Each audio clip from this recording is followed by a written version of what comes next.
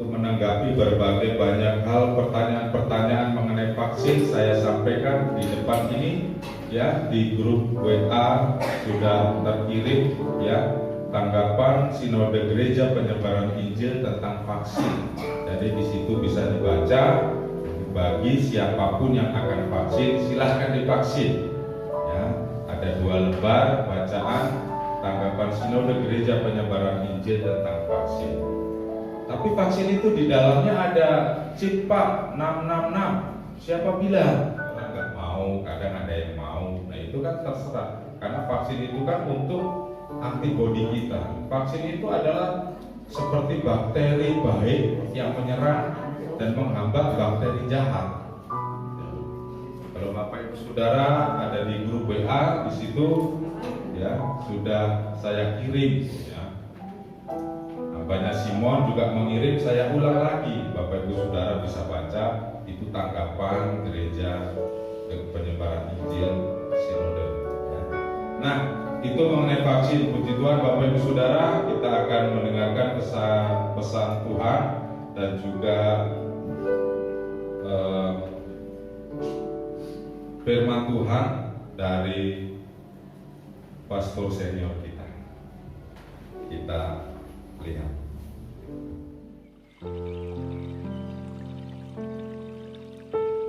Shalom, shalom semuanya. Jemaat GPI Pondok Daud, apa kabar semuanya? Kabar kami disayang Tuhan. Luar biasa penyertaan dan janji Tuhan bagi jemaat GPI Pondok Daud yang Tuhan kasihi. Salam dan doa kami buat semua.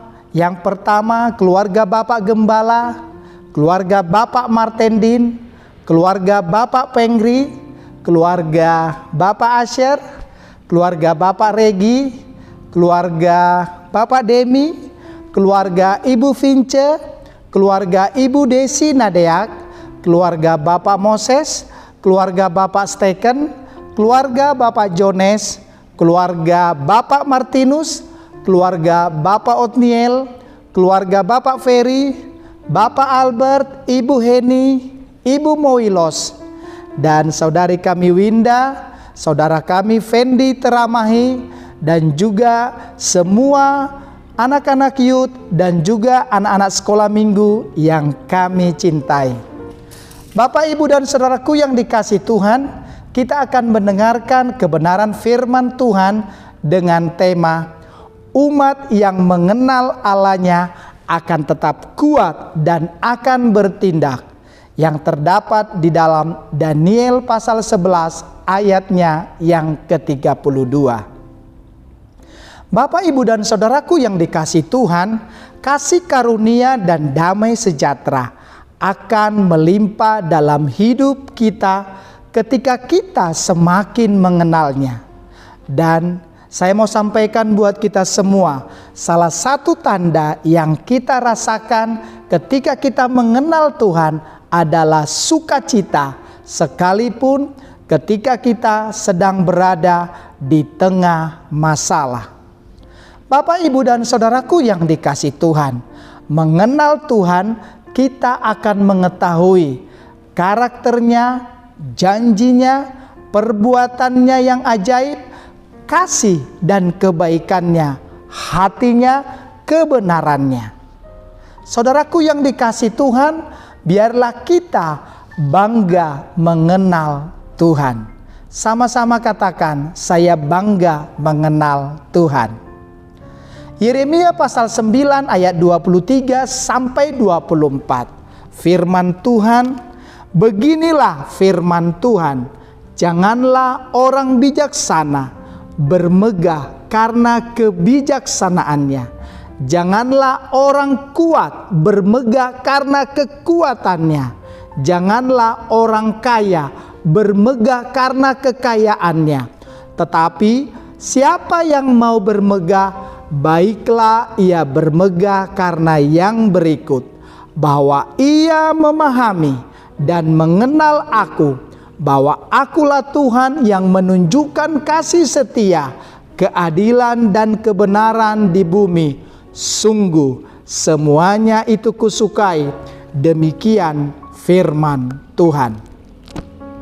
Saudaraku yang dikasihi Tuhan, di dalam Injil Yohanes pasal 13 ayat 35, Yesus mengatakan, dengan demikian semua orang akan tahu bahwa kamu adalah murid-muridku, yaitu jikalau kamu saling mengasihi. Saudaraku yang dikasihi Tuhan, Bapak Ibu sekalian, pengenalan kita akan Tuhan hanya dapat terlihat melalui cara hidup kita, yaitu perbuatan, tindakan, respon, ucapan, dan keputusan memperlihatkan seberapa jauh kita mengenal Tuhan. Dan yang membuat orang lain dapat yakin bahwa kita mengenal Tuhan adalah kemampuan kita mengasihi orang lain, baik dalam tindakan atau perkataan. Mari kita mau terus mengasihi orang lain. Katakan amin. Firman Tuhan di dalam Kolose pasal 2 ayat 6-7 berkata demikian. Kamu telah menerima Kristus Yesus Tuhan kita. Karena itu, hendaklah hidupmu tetap di dalam Dia. Hendaklah kamu berakar di dalam Dia dan dibangun di atas Dia.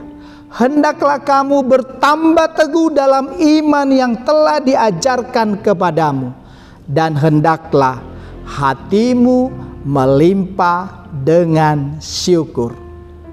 Saudaraku yang dikasihi Tuhan, berubah dan berbuah adalah dua hal yang Yesus janjikan bagi kehidupan orang percaya setelah kita menerimanya sebagai Tuhan dan Juru Selamat. Kedua hal itu membutuhkan waktu dan merupakan proses setiap hari. Kita perlu membangun hubungan yang kuat dengan Tuhan agar kita berakar di dalam kebenarannya. Dengan menyukai firman Tuhan, hidup dalam pujian penyembahan di dalam roh dan kebenaran, agar roh, jiwa, dan tubuh kita berubah dan berbuah. Yang sebelumnya kita menghadapi masalah, kita menemukan jalan keluar. Yang sebelumnya kita ketakutan, sekarang kita menikmati damai dan sukacita. Yang sebelumnya hanya menjadi jemaat biasa, sekarang mau terlibat dalam pelayanan. Yang sebelumnya dibimbing, sekarang mulai membimbing orang lain. Firman Tuhan di dalam Filipi 4 ayat 13 berkata, segala perkara dapat kutanggung di dalam Dia yang memberi kekuatan kepadaku. Bapak, Ibu, dan saudaraku yang dikasihi Tuhan, kita bisa bukan karena kita ingin memerlukan pembuktian diri, tetapi bisa karena kita memiliki Tuhan yang luar biasa. Katakan amin. Jika kita memiliki dan mengembangkan mental atau spirit, saya bisa, artinya kuat dan bertindak, kita akan selalu keluar sebagai pemenang. Di dalam Kristus kita dapat menanggung segala perkara, bukan hanya sanggup dalam menanggung penderitaan atau kesedihan, tetapi juga sanggup dalam hal mengembangkan kapasitas, kemampuan, dan keahlian kita. Tuhan Yesus memberkati. Shalom. Mujizat-mujizat Tuhan di dalam hidupnya. Orang yang berubah dan orang yang berbuah, dia akan mengalami mujizat-mujizat Tuhan setiap hari di dalam hidupnya. Bapak Ibu Saudara, saya percaya bahwa hari-hari ini begitu banyak apa yang kita alami. Setiap orang, setiap kita mengalami hal-hal yang berbeda-beda, tetapi yakin kita mempunyai Allah yang sama. Kita mempunyai Tuhan yang sama, sehingga apapun yang menjadi masalah kita, apa yang menjadi persoalan depan kita Tuhan kita, Tuhan yang sama, yang memiliki mujizat pada zaman dulu. Sampai sekarang dan selama-lamanya Tuhan kita tetap sama. Katakan amin. Untuk kita dapat berubah dan kita tentunya berbuah, maka ada sebuah proses, ada sebuah hal yang harus kita lakukan.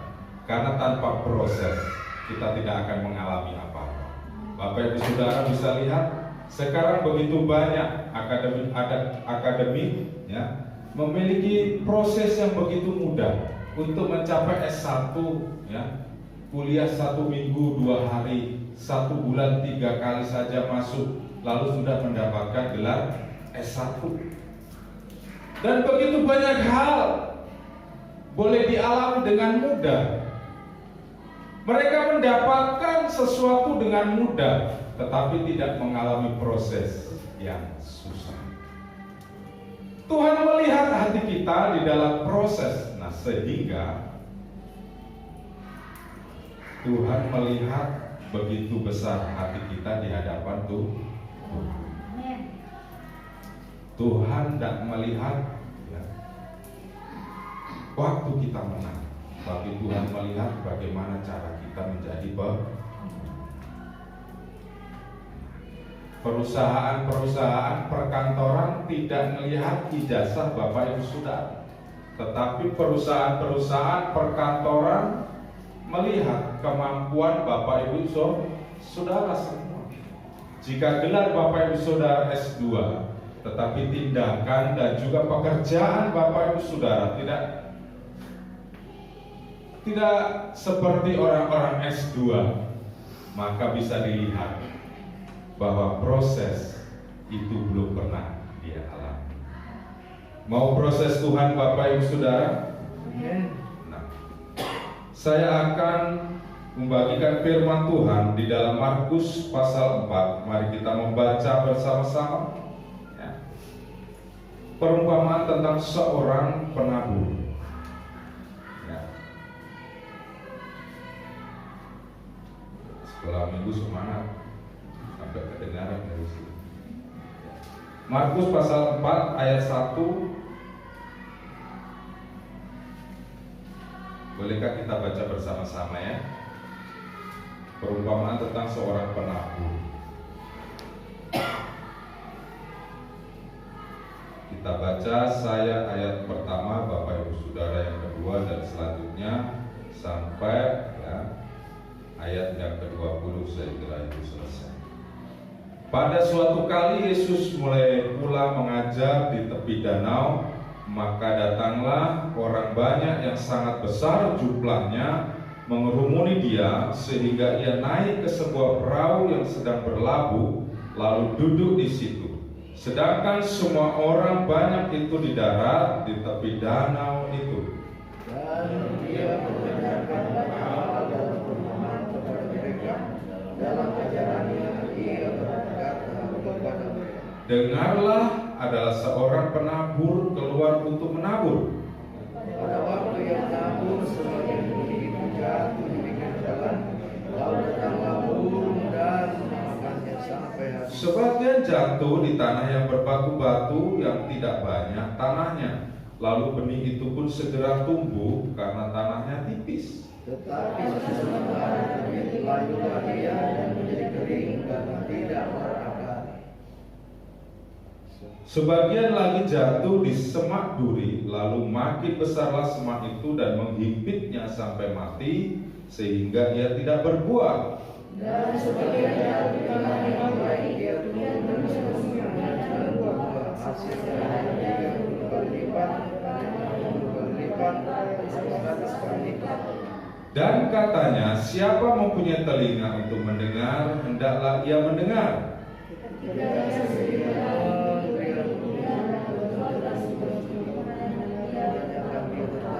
Jawabnya, kepadamu telah diberikan rahasia kerajaan Allah, tetapi kepada orang-orang luar segala sesuatu disampaikan dalam perumpamaan, Supaya sekalian mendengar mereka tidak mengerti, supaya mereka jangan berbalik dan tetap. Lalu ia berkata kepada mereka, "Tidakkah kamu mengerti perumpamaan ini? Kalau demikian, bagaimana kamu dapat memahami semua perumpamaan yang lain? Orang-orang yang di pinggir jalan tempat firman itu ditaburkan ialah mereka yang mendengar firman. Lalu datanglah iblis dan mengambil firman yang baru ditaburkan di dalam mereka.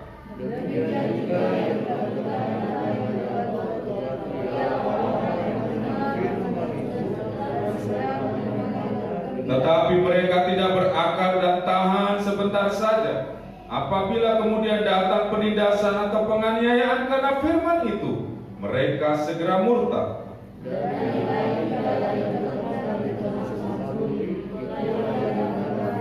Lalu kekhawatiran dunia ini dan tipu daya kekayaan dan keinginan-keinginan akan hal yang lain masuklah menghimpit firman itu sehingga tidak berbuah.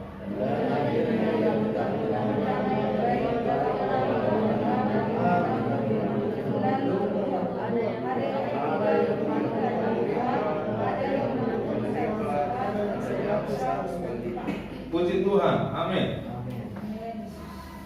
Perumpamaan tentang seorang penabur menggambarkan ada 4 bentuk bagaimana cara penerimaan firman. Dan saya percaya bahwa perubahan-perubahan di dalam hidup kita diawali dari firman. Siapa firman, Bapak Ibu Saudara? Siapa firman? Firman itu adalah Allah itu sendiri.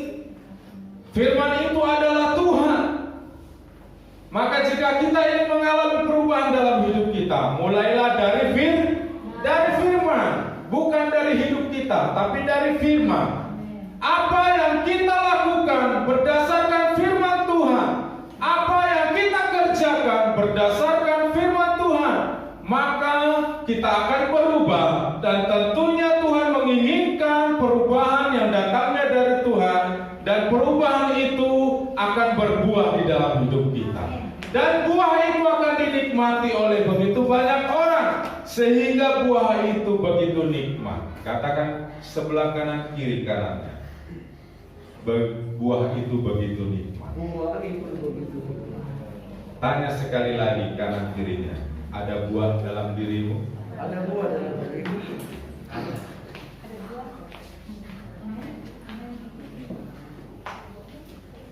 Siapa yang tidak ingin hari-hari ini menjadi orang-orang yang kuat dan tetap bertindak, bekerja, tetap melakukan hal apapun juga? Siapa yang tidak ingin hari-hari ini tetap melakukan segala sesuatunya dengan tidak takut dan tidak gentar dengan apapun juga? Pasti semuanya ingin kuat. Kekuatan bukan dari hidup kita. Katakan bukan dari saya. Kekuatan dari Tuhan. Kekuatan dari Roh Kudus. Perumpamaan tentang seorang penabur. Bapak Ibu Saudara pernah menaburkan benih? Ada yang pernah menaburkan benih? Ya. Kalau zaman dahulu, ya, benih ditaruh di sebuah kantong, lalu seorang penabur akan menaburkan benihnya. Ya. Kalau sekarang benih itu saat ya taruh di kotak, ya, mungkin dimasukin satu-satu sudah dilubangi. Perumpamaan tentang penabur, seorang penabur itu menaburkan benih, diambil, ya, disebarkan. Mungkin karena semakin semangatnya menaburkan benih, maka benih itu ada yang sampai ke jalan, ada yang masuk di celah-celah batu, ada yang masih di semak belukar yang kecil yang belum tercangkul, ya. Atau ada benih yang tertabur di tanah yang baik. Tuhan memberikan perumpamaan ini supaya apa yang menjadi kerinduan Tuhan, bahwa semua murid-muridnya dan orang-orang Yahudi, kalau tidak dia mati kena panas, Tidak ada yang menyirami. Kalau ketemu orang diinjak-injak, ya, lalu kena debu. Lalu kalau ada burung-burung melihatnya, itu pasti benihnya akan dimakan. Karena tidak masuk ke tanah, di tanah yang subur, tapi benih itu ada di pinggir jalan.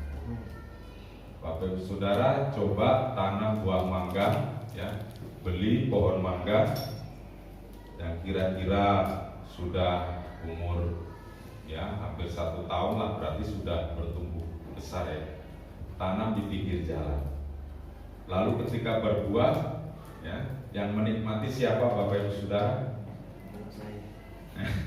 Pasti semua orang, ya, bukan hanya kita, ya. Itu pasti petani akan rugi, ya.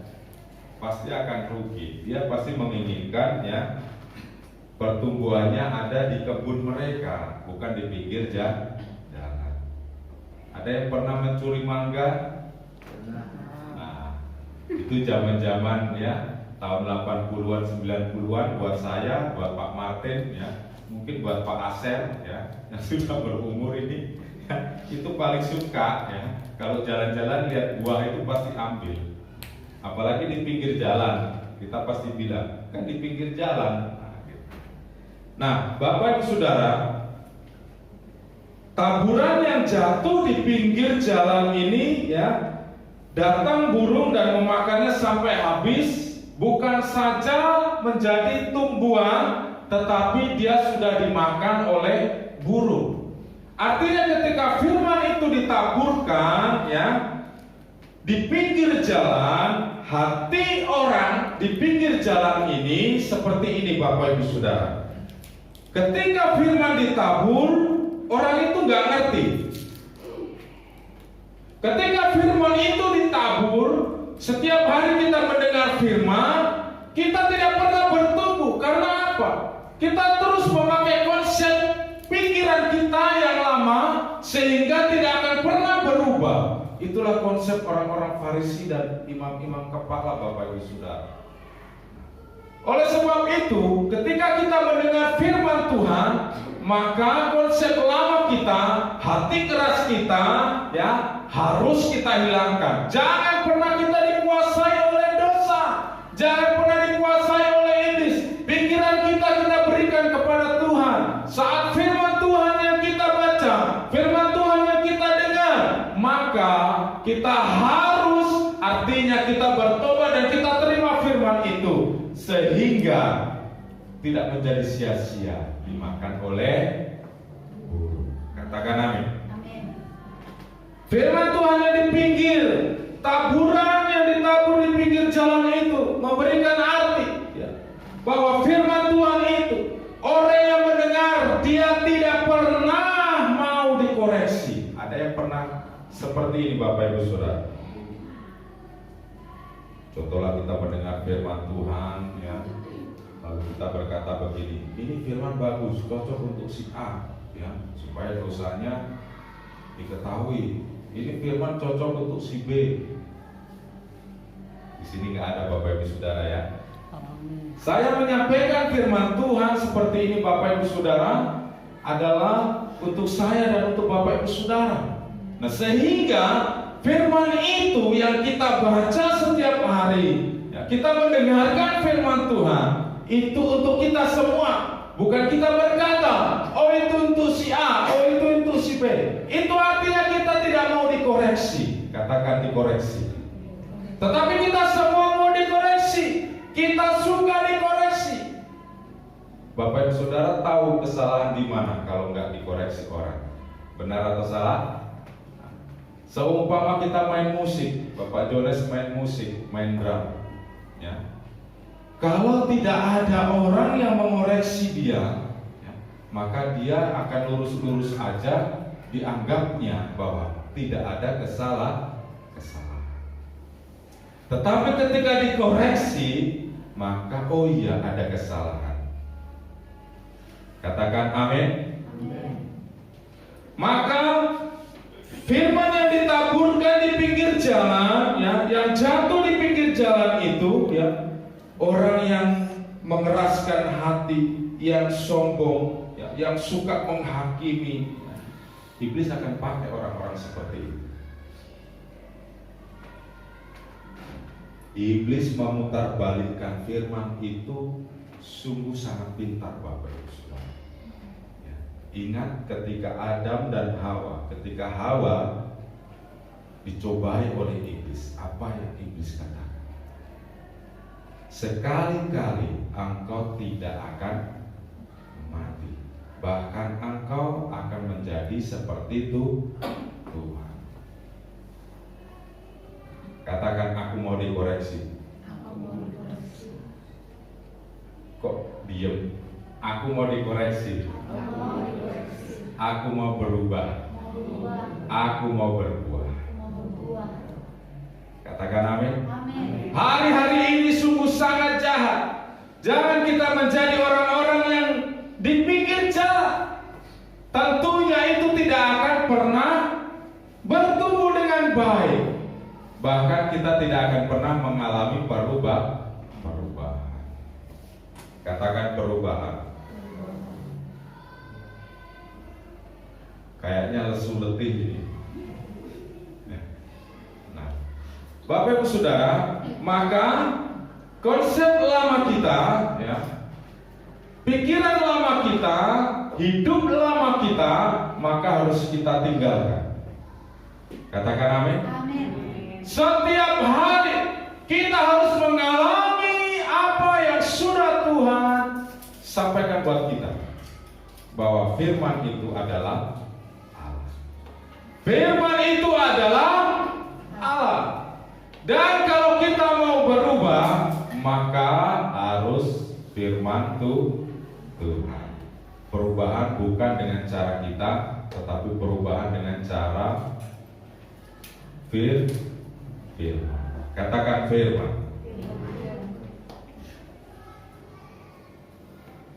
Kadang ada orang ya seperti dia mendengar firman, tetapi hilang begitu saja. Dia tidak meminta pewahyuan dari Tuhan.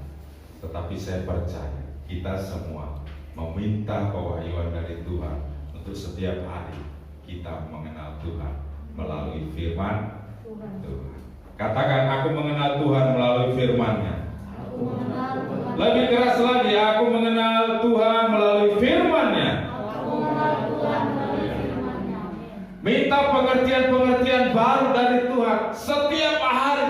Saat kita bangun pagi, itulah ibadah kita. Saat kita melakukan aktivitas kita, apapun juga, itu adalah ibadah kita. Jadi ibadah itu bukan hanya hari Minggu saat Bapak Ibu Saudara datang di tempat ini, atau di gereja, atau doa malam, atau doa puasa. Tetapi ibadah saat kita bangun tidur. Saat kita bangun tidur sampai kita mau tidur, itulah ibadah kita. Katakan, itulah ibadah. Roma 12 ayat 1 berkata bahwa persembahan yang benar di hadapan Tuhan, ibadah yang abadi, ibadah yang sejati di hadapan Tuhan adalah memberikan tubuhmu, memberikan hidup kita yang kudus di hadapan Tuhan, yang hidup di hadapan Tuhan dan berkenan di hadapan Tuhan. Jadi saat kita bangun tidur, saat kita melakukan aktivitas kita, seperti hambanya tadi katakan, bahwa pengenalan Tuhan dimulai dari saat kita berkata-kata, di saat kita bertindak, di saat kita berpikir. Itulah kita akan melihat bagaimana cara pengenalan Tuhan di dalam hidup kita. Jika perkataan kita saat bangun tidur perkataan yang sia-sia, perkataan yang tidak membangun, perkataan yang suka menjelekan, perkataan yang suka membuat jahat orang, maka itulah ibadah kita. Tapi saat kita bangun, kita berkata, Tuhan itu baik, aku bersyukur Engkau Allah. Saat kita bekerja, kita bersuka cita. Saat kita berjalan, kita bersyukur aku masih bisa berjalan. Saat kita naik motor, kita bersyukur aku punya motor. Disitulah ibadah kita, Bapak Ibu Saudara. Katakan, ibadahku yang sejati, memuliakan Tuhan. Yang kedua, sebagian jatuh di tanah yang berbatu-batu, yang tidak banyak tanahnya, lalu benih itu pun segera tumbuh, karena tanahnya tipis. Tetapi sesudah matahari terbit, layulah ia dan menjadi kering karena tidak berakar. Bapak Ibu Saudara, jika benih terhimpit oleh bebatuan, tetapi di antara batu masih ada tanah, benih itu mungkin masih bisa tumbuh. Tetapi karena tergencet oleh batu, maka pertumbuhan itu tidak menjadi pertumbuhan yang baik. Dikatakan, ya, tidak banyak tanahnya, benih itu tumbuh karena tanahnya tipis, karena tanahnya sedikit.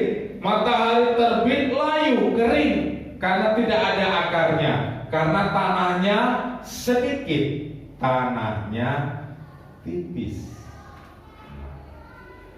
Sekarang sukanya orang menanam bunga, padahal kalau kita lihat Bapak Ibu Saudara, ya, kategori bunga itu kan berbunga gitu ya. Tahu bunga Bapak Ibu Saudara? Tetapi orang-orang menanam itu kan, yang dijual itu kan hanya daun sebenarnya, tapi dibilang bunga. Saya kan heran juga, gitu. Tidak ada bunganya, tapi daun. Daun hijau lah ada kuningnya, daun hijau lah ada merahnya, daun merah lah ada hitamnya. Tapi sebenarnya tanaman daun, saya bilang gitu. Orang suka sekarang nanam seperti itu. Coba Bapak Ibu Saudara yang suka tanam, potnya besar, tanahnya kecil, tumbuh gak benih itu? Pasti tumbuh. Tetapi dia tidak akan pernah tumbuh dengan baik, karena tanahnya sedikit. Bapak Ibu Saudara bisa coba, ibu-ibu yang suka tanaman atau bapak-bapak yang suka tanaman, ketika tanahnya tipis atau sedikit, maka benih itu tidak akan pernah bisa tumbuh dengan baik. Sama contohnya kalau kita sedang biji mangga, kita taruh di gelas aqua, maka dia akan tumbuh. Dari bijinya itu akan tumbuh. Tetapi lama-kelamaan kalau kita tidak pindahkan, dia akan bisa mati. Karena tidak ada apa Bapak Ibu Saudara, dia tidak punya banyak oksigen, dia tidak punya banyak makanan karena tergencet. Tahu ya? Nah, tanah yang berbatu ini dikatakan ya di ayat-ayat selanjutnya ya, bahwa ya tanah yang berbatu ini tidak bertahan di dalam penganiayaan. Jadi orang yang mendengar firman, penerimaannya seperti taburan benih yang terhimpit batu, itu tidak tahan di dalam penganiayaan. Pada awalnya senang, pada awalnya sukacita, tetapi ketika masalah menghimpit dirinya, maka akan berkata, kok susah ikut Tuhan Yesus, kok sulit ikut Yesus, kok sulit melayani Tuhan, harus hujan-hujanan datang latihan, kok sulit ikut Tuhan ya, hujan-hujanan harus datang ibadah, kok sulit. Artinya apa? Ketika taburan benih ini tergencet oleh batu, maka dia tidak akan memiliki ketahanan. Lebih penting dia hidup nyaman di zona yang nyaman. Bapak Ibu Saudara, seluruh nabi, seluruh Alkitab, Perjanjian Lama dan Perjanjian Baru, Bapak Ibu Saudara boleh baca, tidak ada nabi, tidak ada rasul, tidak ada murid Yesus yang hidupnya abadi dan nyaman, Bapak Ibu Saudara. Maka Yesus berkata, jika mengikut aku, maka musuhmu adalah dunia ini. Bapak Ibu Saudara mau menjadi orang yang tahan? Bapak Ibu Saudara mau jadi orang yang tahan dalam penganiayaan? Baru aja dibilang temannya. Jadi orang Kristen itu begini, kalian minoritas, kalian kafir. Lalu kita langsung bilang begini, aku pindah aja deh agama, aku dibilang kafir. Bapak Ibu Saudara, mari lakukan pekerjaan Tuhan dengan sungguh sangat heran. Karena saya percaya bahwa apa yang kita lakukan tidak akan pernah sia-sia di hadapan Tuhan. Kepercayaan dan iman kita tidak akan pernah sia-sia di hadapan Tuhan. Apa yang kita lakukan hari ini dan esok hari dan yang dulu, yang terbaik buat Tuhan, itu tidak akan pernah sia-sia. Iman yang demikian tidak memiliki iman yang teruji. Iman yang demikian akan lebih cepat hilang karena kenyamanan dunia. Bapak Ibu Saudara bisa melihat kenyamanan dunia, ya. Menikah, makanya ya, kenapa orang percaya, orang Kristen harus menikah dengan orang percaya atau orang Kristen? Supaya apa yang menjadi ya, kemauan Tuhan di dalam hidup kita, di dalam keluarga, akan menjadi sangat indah. Coba bayangkan jika orang Kristen menikah dengan orang yang bukan Kristen, ya, mamanya ke sana, bapaknya ke sana, nanti anaknya juga mungkin satu keluarga 5 orang, satu keluarga juga 5 agama di Indonesia. Nah, saya bisa bayangkan bagaimana iman keluarga itu. Tetapi Tuhan mengajarkan buat kita bahwa harus seiman. Katakan harus seiman. Harus seiman. Katakan. Nah, jangan mau berubah iman kita. Tapi ada begitu banyak Bapak Ibu Saudara berubah iman hanya karena percintaan, hanya karena harta benda. Oh, calon istriku, calon suamiku orang kaya, ya aku ikutin dia saja. Nikah secara Islam tidak masalah, nikah secara agama lain tidak masalah. Yang penting hidupku nyaman. Bapak Ibu Saudara, orang yang seperti ini dia akan cepat tergoda dengan hal-hal yang dunia. Imannya tidak akan pernah teruji. Katakan buat kita semua, imanku teruji. Lebih keras lagi, imanku teruji. Mau berubah dengan cara firman Tuhan Bapak Ibu Saudara? Amin. Jadi ketika di tanah yang berbatu ada penganiayaan, tidak tahan, artinya tidak teruji. Kenapa tidak teruji? Karena dia tidak tahan. Kenapa tidak tahan? Karena tidak teruji. Nah, lalu yang ketiga dikatakan seperti ini. Sebagian lagi jatuh di tengah semak duri, lalu makin besarlah semak itu dan menghimpitnya sampai mati, sehingga ia tidak berbuah. Kalau taburan benih tadi jatuh di semak duri, Bapak Ibu Saudara, maka benih itu tidak akan pernah tumbuh dengan baik, dikatakan, ya, karena semak itu menghimpit. Semak duri semakin banyak menghimpit benih itu, tidak tumbuh dengan baik, tetapi benih ini menjadi mati dan tidak berbuah. Nah, Bapak Ibu Saudara, ya, iman seperti ini dan taburan benih di antara semak duri adalah orang-orang yang tidak kuat di tengah himpitan. Dia melihat masa lalunya seperti orang-orang Israel pada waktu itu.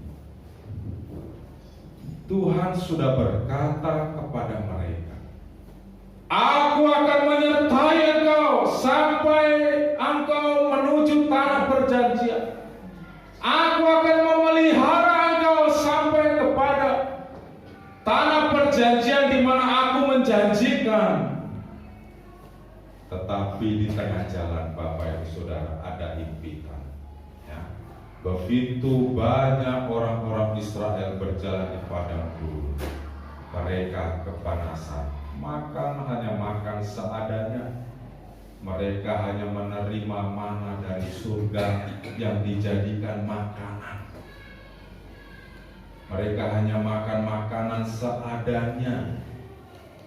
Mereka tidak kuat di dalam himpitan-himpitan. Ini soal makanan, Bapak Ibu Saudara. Mereka sudah mengumpat. Mereka sudah berkata yang sia-sia kepada Tuhan. Mereka berkata, lebih baik dan lebih enak di Mesir. Kita bisa makan apa saja. Mungkin di sana kita ikut orang, bukan di bangsa kita sendiri. Tapi itu lebih enak karena kita bisa makan apapun juga. Ketika air menjadi pahit, mereka hanya minum air seadanya. Karena air yang pahit itu tidak dapat diminum. Mereka sudah berkata, lebih enak di Mesir. Lebih enak kita tidak keluar dari Mesir. Apakah kita keluar dari Mesir hanya untuk mati di padang gurun, kata mereka. Maka perkataan sia-sia terus keluar dari mulut mereka. Tapi Tuhan tolong gak Bapak Ibu Saudara? Tuhan selalu tolong mereka. Tuhan selalu mendengar seruan umatnya. Tuhan selalu mendengar apa yang mereka keluh kesahkan. Bukan hanya makanan, tetapi minuman. Sampai pakaian dan sepatu kasut mereka tidak pernah robek, walaupun berjalan di padang gurun yang begitu panas dan tandus. Ingat Bapak Ibu Saudara, Tuhan pelihara kita. Amin. Burung di udara dipelihara Tuhan. Bunga bakung di padang yang tidak memintal tapi begitu indah bunganya. Tuhan buat seindah bunga bakung. Apalagi kita orang-orang percaya. Katakan amin. Jangan pernah melihat masa lalu. Jangan melihat ke belakang. Jangan pernah melihat apa yang Tuhan tidak inginkan. Jangan pernah melihat.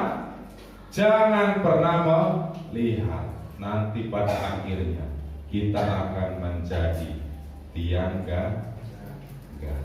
Seperti siapa Bapak Ibu Saudara? Istrinya Lot. Jika kita melihat ke belakang, lalu kita berkata, iya ya lebih baik begini yang dulu itu. Kenapa saya begini? Tapi kita melihat ada Tuhan. Ada Tuhan memimpin hidup saya. Katakan sama-sama. Ada Tuhan memimpin hidup saya. Jangan pernah takut Tuhan tidak pelihara hidup kita. Ada ketakutan di sini Bapak Ibu Saudara. Oh, masa depan anakku, masa depanku juga bagaimana ini? Tapi serahkan kepada Tuhan. Tuhan menyediakan yang terbaik untuk masa depan anak-anak kita, masa depan kita, masa depan rumah tangga kita. Kita kuncinya harus yakin dan percaya. Katakan amin. Itulah ketika benih ditabur dan jatuh di semak duri, tidak akan bertumbuh dengan baik. Ya. Orang ini akan suka hidup di masa lalunya ketika melihat masa lalu. Ya. Dia suka firman, tetapi dia tidak suka melakukan. Kita mau belajar melakukan firman Tuhan Bapak Ibu Saudara, amin. Dia takut hidupnya tidak dipelihara oleh Tuhan. Kita tidak takut, amin. Tuhan pelihara kita, amin. Prinsip daripada benih yang jatuh di Semaduri adalah carilah dahulu dunia, maka kerajaan Allah akan datang. Itu prinsip dunia. Tapi firman Tuhan berkata, carilah dahulu kerajaan Allah, maka yang kemudian akan Tuhan tambah. Katakan amin. Cari harta surga, Tuhan akan berikan harta surgawi dan harta dunia. Ingat seperti Salomo, Bapak Ibu Saudara, dia tidak meminta. Ya, di mimpinya Salomo ini mimpi ketemu Tuhan, dan Tuhan bilang gini, Salomo, apa yang kau minta aku akan berikan. Aduh Tuhan, kamu sudah jadikan aku raja Tuhan, dan aku harus menghakimi begitu banyak orang. Aku berhadapan dengan banyak orang, bukan 100, 200, tetapi ribuan orang ini Tuhan. Aku gak minta kekayaan, gak minta umur panjang, gak minta kesehatan. Aku hanya minta kasih hikmat dan pengetahuan untuk aku bisa menghakimi dan juga memimpin orang-orang banyak. Bapak Ibu Saudara, hari-hari ini tambahkan di belakang orang yang ulang tahun, beri hikmat dan pengetahuan. Katakan hikmat dan pengetahuan. Jangan hanya umur panjang.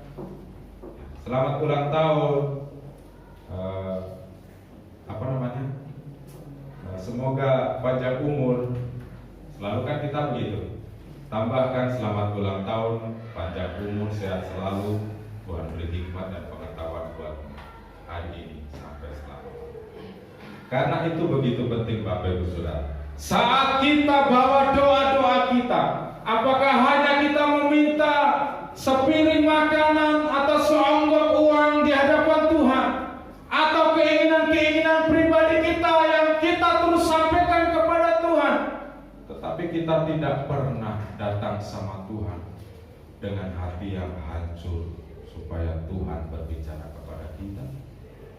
Kita terus meminta hak kita, kita terus meminta hak kita, sehingga kalau bisa Tuhan berbicara langsung kepada kita, kita langsung dibuat-buat begini. Tiap hari kau minta-minta terus, tiap hari minta-minta terus, tetapi nggak pernah kau berdoakan keluargamu, nggak pernah kau doakan saudara, nggak pernah kau duduk diam di hadapanku, nggak pernah engkau mencari wajahku, tapi hanya minta, hanya Bapak Ibu Saudara yang punya anak, bangun pagi, anaknya datang kepada bapaknya sama mamanya, Mak, Pak, minta uang dulu, belikan ini. Besoknya diberikan. Siangnya, Pak, Mak, belikan ini. Haknya anak-anak, karena mereka itu anak-anak daripada orang tuh. Anak-anak itu kan diberi kalau minta ya, betul?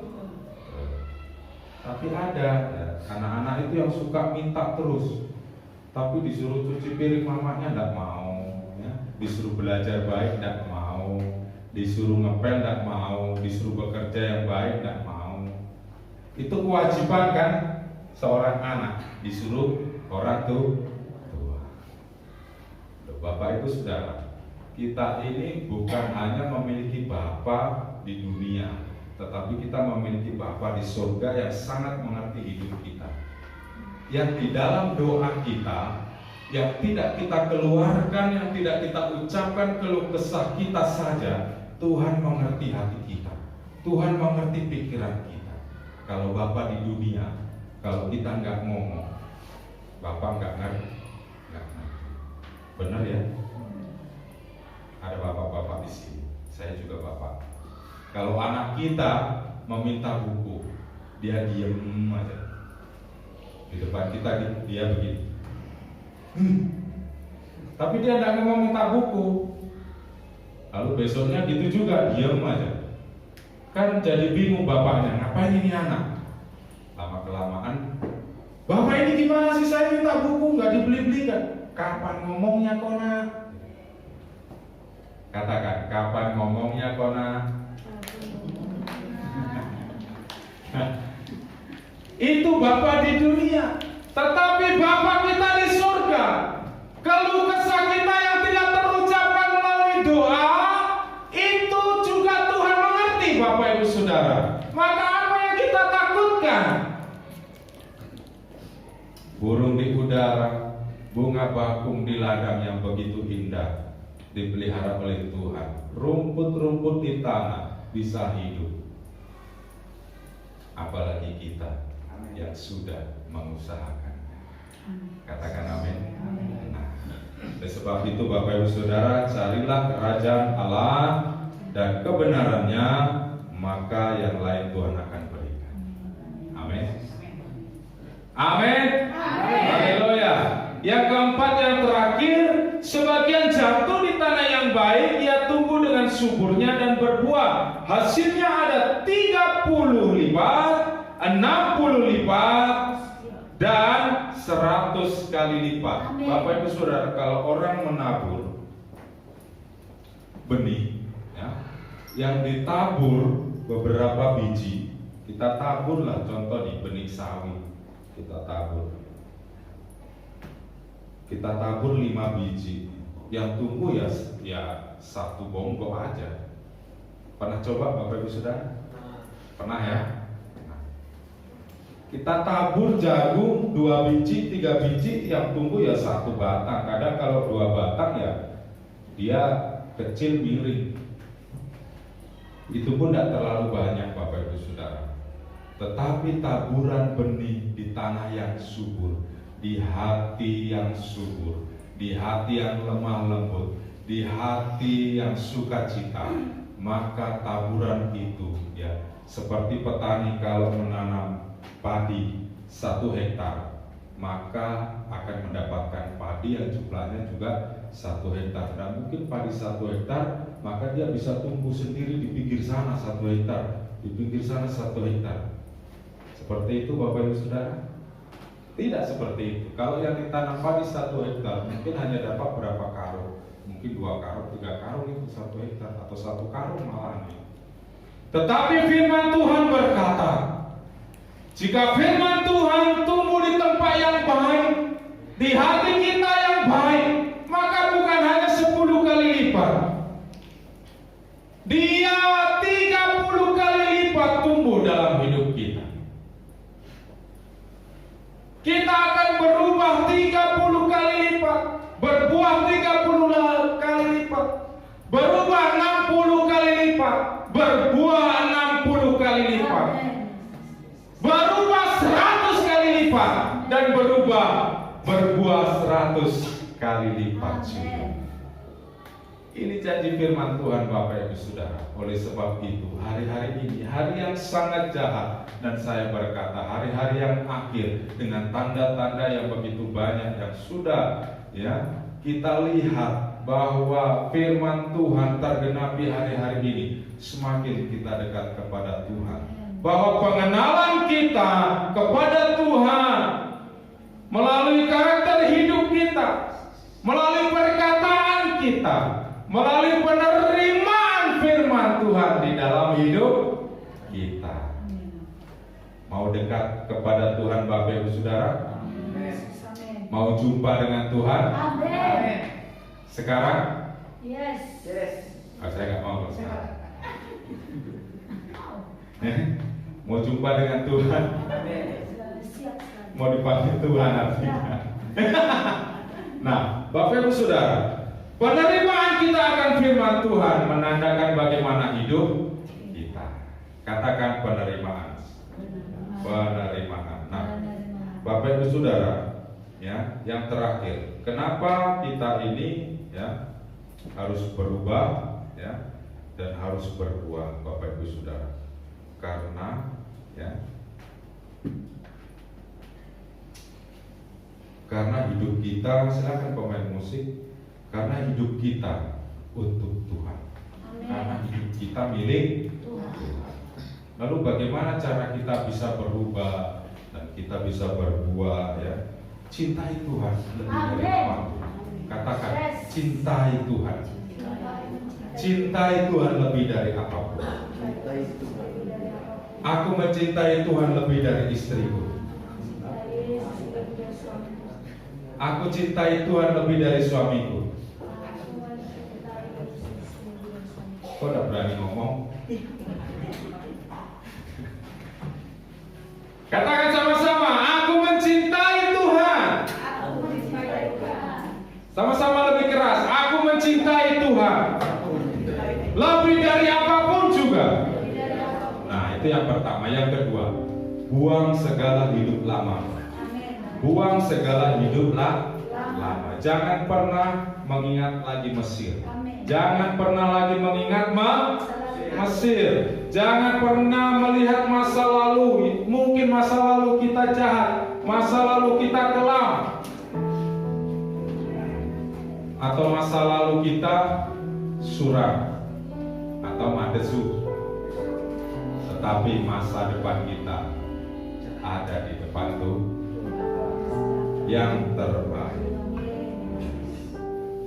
Itu Bapak Ibu Saudara. Nah, ada upah bagi kita yang berbuah. Yohanes 15 ayat 16c berkata begini ya. Supaya apa yang kamu minta kepada Bapa dalam namaku, dalam nama Yesus, diberikannya kepadamu. Katakan amin. Kenapa kita harus berubah dan berbuah? Karena supaya apa yang kita minta di dalam Bapa, di dalam nama Tuhan Yesus, itu akan diberikan kepada kita. Katakan amin. Diberikan kepada aku. Bilang kepada diri kita, diberikan kepada aku. Oleh sebab itu Bapak Ibu Saudara, jangan pernah takut ya.